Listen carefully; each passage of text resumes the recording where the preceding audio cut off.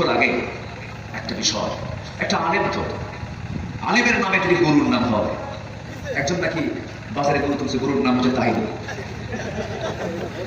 তো এটা তো ভয়ঙ্কর বিষয়, ভয়ঙ্কর বিষয়।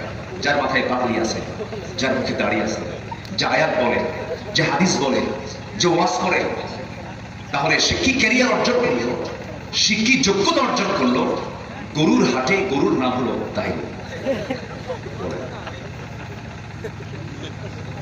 এরপরেও আমি বলতে চাই, এই নামকরণ যিনি করেছেন, সওয়াবের কাজ না গুনার কাজ?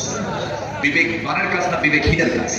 বিবেকহীনের কাজ। বলা কথা, কারণ আমরা বানিয়ে, আমরা গালি দেই না, আমরা গালি দেব না, তবে হ্যাঁ, এই নামটা যে এসেছে, নামটা যে দিয়েছে, এটা কি সম্মানের সাথে দিয়েছে? অবশ্যই তার মধ্যে যে ব্যক্তিটা এটা করেছে, হয়তো কোনো ব্যক্তির তার ভুল, এটা তার গুনার কাজ।